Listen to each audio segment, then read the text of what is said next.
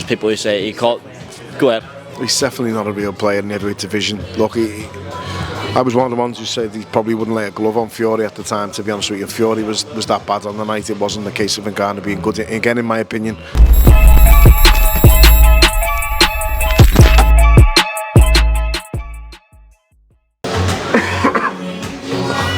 This is Danny Gafon for Pro Boxing fans in a very cold, very snowy Quebec City.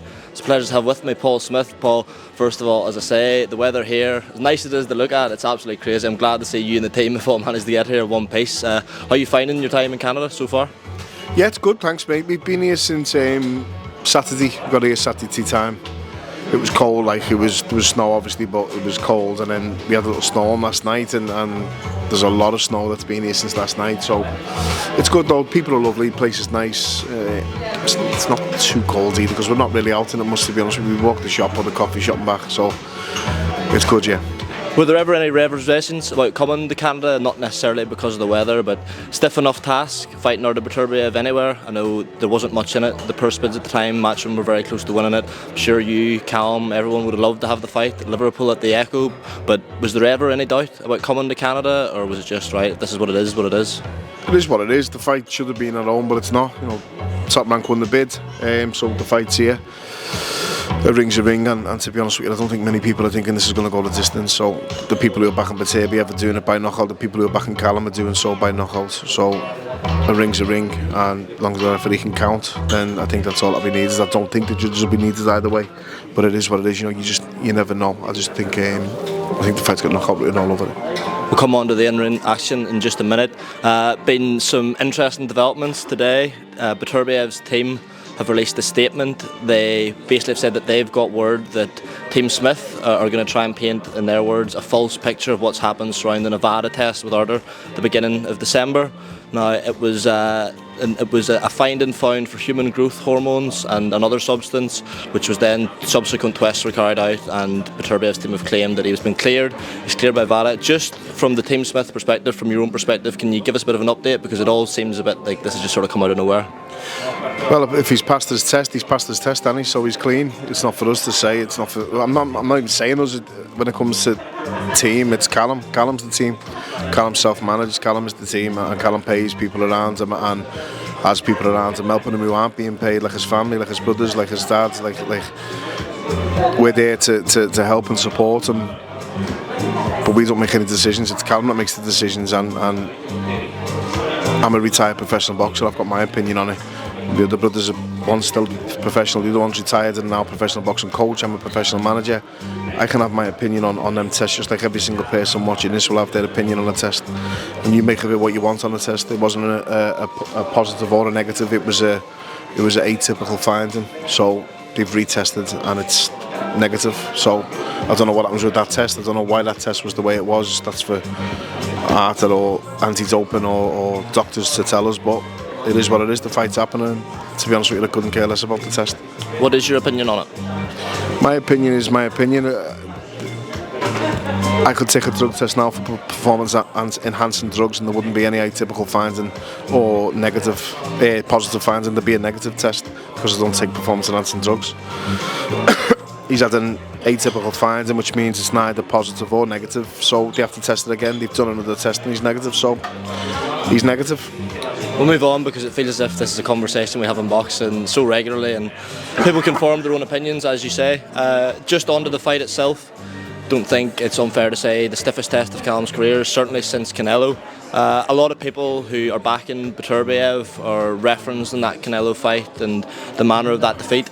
How do you compare the test posed by Beterbiev to Canelo in terms of preparation? Obviously, different weight class for a start. How do you separate them? Obviously, two fantastic fighters.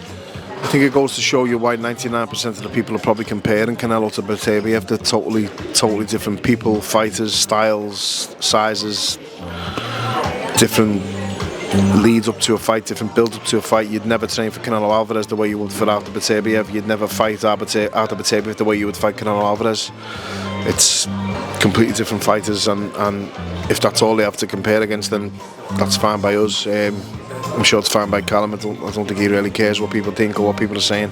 He's just concentrating on the job on Saturday night to get the knockout win, and I can see what people are trying to say, because it's probably the first time a lot of people saw him perform, because it's Canelo Alvarez. It's probably the first time he was exposed to different territories, like rather than back home, Europe and the UK. He's fought in the States, but again, just on undercards, that was the top of the bill. It was Canelo Alvarez, so everyone's going to see it. So I can see why they're using that as a yardstick, but it's absolutely nothing like this fight and nothing like this situation or scenario.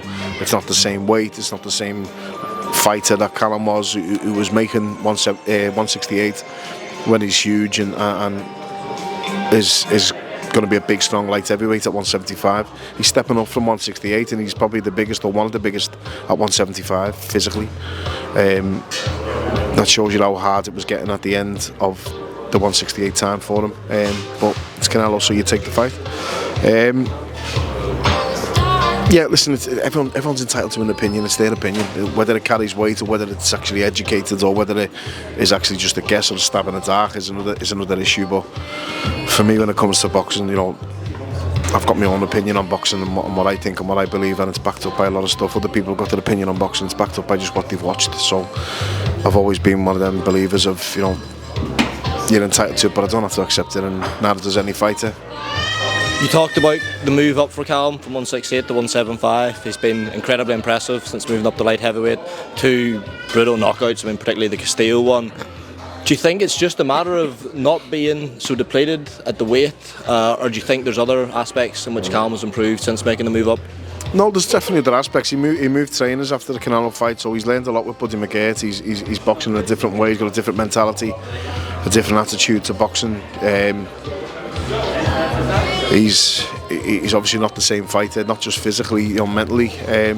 He's older, he's a few years older now as well. That comes into play also. He's based more or less at home now when he's not going over to Florida for the short period of time. He's back home, but he's over here for 6 weeks at a time. And he's a happy fighter. He's a happy fighter with a happy team and a good team around him. And I think the results are showing in his performances at light heavy, but also he's not boiling himself down to 168 and making it. I said time and time again when he was doing it, when people would ask me, it's not like he's not killing himself to make it, but he wasn't getting back up good enough. He wasn't recovering. He'd have to, you know, stay down a longer time than he wanted to, probably at 168, and then not get right back up again when you've weighed in, only putting a few pounds on rather than the usual good amount what he usually puts on. But that's obviously all gone now at 175, and fingers crossed we see a better, more energised performance from him. I hope so. There were reports a couple of weeks ago, I think it was Dan Raphael, that a deal was essentially agreed in principle for Beterbiev versus Bivol in Saudi Arabia, obviously depending on the result Saturday. Have there been any conversations that you're aware of between the Saudis and Callum or his team and STN and Matchroom and what have you for a potential fight between Callum and Bivol if he's to be victorious on Saturday night? And if not, is it a fight obviously you would entertain, I'm sure? Look, as I said, Callum's self-managed, so Callum represents himself.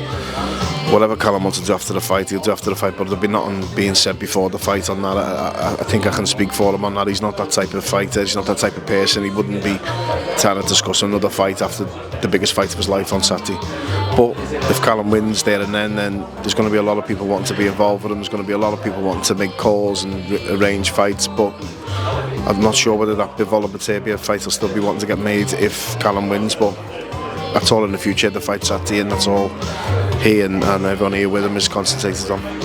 Just away from Saturday night briefly, Paul, Liam's out here. It's been just over 3 or 4 months now, I think, since the defeat to Eubank Jr. in the rematch.